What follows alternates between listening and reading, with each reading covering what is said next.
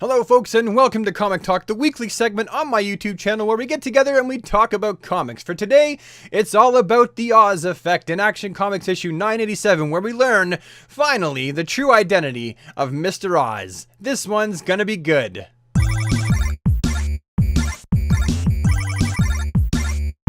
As is usual, Action Comics issue 987 shipped with two covers, and the first cover is a lenticular cover. When you move it one way, it says Oz, with a bunch of dead bodies forming a Superman symbol, and then if you move it the other way, it's the Superman symbol with the word Hope, while the other cover is actually a pretty clear representation of what happened near the last pages of the comic book when Superman learns the true identity, finally, of the shadowy and elusive Mr. Oz. So today's issue actually starts off with face-to-face Metallo and Mr. Oz. And Mr. Oz wants to take Metallo out of the picture. And so what does he do? He yanks out his kryptonite heart so that he's no longer a threat to Superman. We know that Mr. Oz is sympathetic towards Superman. He likes Superman, but he doesn't like anybody else by the looks of it. It seems like everything he's doing is for Superman in his own twisted mind. At least that's the idea we get so far. That means, as far as we know, Metallo is dead or is going to die once his life support systems kick off. Who are we kidding? No one ever stays dead in the DC universe. Hal Jordan, Barry Allen, Superman, Batman, Damian Wayne, Jason Todd, Green Arrow. Holy jumpins, the list just goes on. I'm sure Metallo's not actually dead. From here we see Superman doing some super deeds, and there's actually a truck that's ran off the bridge and it's filled with a very, very important vaccine from Lungaba, which is presumably supposed to be on the African continent, but this vaccine is so important and if the people don't get it, they're going to die. But inside the truck, if the seals have broken, then the vaccine is entirely useless and everyone will die. So Superman shows up on the scene, pulls the truck out of the water, opens it up, finds the vaccines are fine, and flies them there himself. By the way, can we just take a second to admire this picture? So classic. I love it. While this is happening, Mr. Oz is somewhere else, and he's enacting this plan to show the Man of Steel that the human race is not worth saving, that they're a dark, evil, vile lot, and he plans to do this by just opening a door and letting the human race just walk through it. So he finds people that are just the darkest, or the most vile, or the most disgruntled, and he gives them the opportunity to do the things that they secretly are desiring in their own hearts. We got poachers stealing rhinoceros horns off of the endangered white rhino, leaving their body there for dead and only taking the horn. We have a gun-happy American worker who is disgruntled with the fact that migrant workers are taking all the jobs as far as he sees it and working for almost nothing, and they don't even know the language, so they can't even ask for a raise. And so he feels like they're taking all the American jobs. And he's got an automatic weapon. This is a really bad combination. We have slave labor factory owners forcing kids to work in child slave labor to build products for the Western world. In the nation of Lungaba, where Superman delivered the vaccines, we have the National Army coming up against guerrilla fighters. In real life, when you follow news and politics, you know that quite often when guerrilla fighters and the people of that nation's army clash, there are always civilian deaths. Lots of them. We've also got a jail riot where you know the guards are going to die if someone doesn't come and help them. We have an angry oil rig driver who is just going to run the rig ashore and cause a giant tanker spill.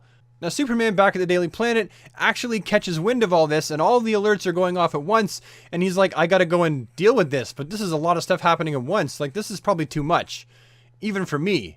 And boom, off he goes to try and deal with as much of this as he possibly can. He shows up just in time to put himself in front of the bullets that the disgruntled American worker is about to shoot at the foreign workers. He shows up just a little bit too late to stop the massive destructive oil spill from the tanker. He shows up just in time to save some of the guards of a jail riot. More importantly, Superman ends up going back to Lungaba, to that same village where he delivered the vaccines, only it's engulfed in flames and pretty much everyone's dead. What's happened? Well, the National Army has been firing rockets to try and take out the guerrilla fighters there, and of course, the civilians have all been dying as well because that's what happens in these kind of conflicts. There is hope. He does find one injured child there who is just unconscious and presumably wants to fly this child to safety, but it's too late because the National Army has fired another rocket and they hit Superman and they hit the child. Superman lived. The child obviously didn't, likely incinerated on contact with the explosion. Superman turns around and tries to stop the National Army from continuing this onslaught on the village. But it turns out they're just trying to take out any guerrilla fighters who would be hiding in the village. And yes, there were guerrilla fighters hiding in the village because, before you know it, the National Army and Superman are hit with a mortar. And now everyone's dead except for Superman. It's just Superman standing there in the smoke and in the fire. And he's heartbroken and confused and upset, as Superman would be. Now in the flames, while Superman is saying, why would they do this to one another? There's a voice that comes from behind him that says, because they are petty, self-obsessed, incapable of looking past themselves to care for one another. You should have realized that by now. These people don't deserve you. They haven't since the moment you arrived. Superman looks at him and says one thing. You. To make a long story short, Mr. Oz whisks Superman away to the Fortress of Solitude so they can better talk. It's some sort of teleportation, because even Superman doesn't know how they got there. And then they have a conversation that goes like this. You're responsible for global chaos? I did nothing but present them with options. They had a choice between darkness and light. Darkness won. They embraced murder, mayhem, and destruction. You called them humans. You aren't of Earth? No. Had I only known what a cesspool this place is, I'd have sent you somewhere better. Sent? What are you talking about? Who are you? I fashioned the spacecraft that enabled you to escape Krypton's demise. I sent you here. And then we find... It's Jor-El, his dad! I survived, Kal-El, and I know that I sent you to the wrong place. I am your father. I am Jor-El. Now, can I just take some time here to point out the fact that I at least was correct in assessing that Mr. Oz was a character of Kryptonian descent? I got it wrong thinking that it was a Superman from a different universe. However, I did get the Kryptonian part right. Now, you'll want to note that Jor-El here is missing his left eye and it's glowing green. Now, that would probably explain how Jor-El was able to effortlessly, without any effect to his person, remove the kryptonite heart out of Metallo. Usually, kryptonite is very bad to Kryptonians, if you know anything about Superman at all, and this didn't affect him at all. So I'm assuming that his survival of the destruction of the planet Krypton has given him a different reaction to kryptonite compared to Superman, where kryptonite will kill him. Maybe it powers Jor-El. I honestly have no idea. I just know that his power set must be different than Superman's to some extent, because he's also got teleportation. Although that might be a power hidden inside of his staff scythe thing. I don't know yet. We have to learn more, don't we? All in all, I really enjoyed this issue. I'm loving the fact that we've got a brand new story here that we're going to get into, and I'm really excited to see how we have Superman, who is the hope of mankind and for mankind, who is hopeful about mankind, pitted against his father, who is filled with nothing but negativity and thinks that mankind is not worth saving. But we have true father, biological father and son who are going to come against each other.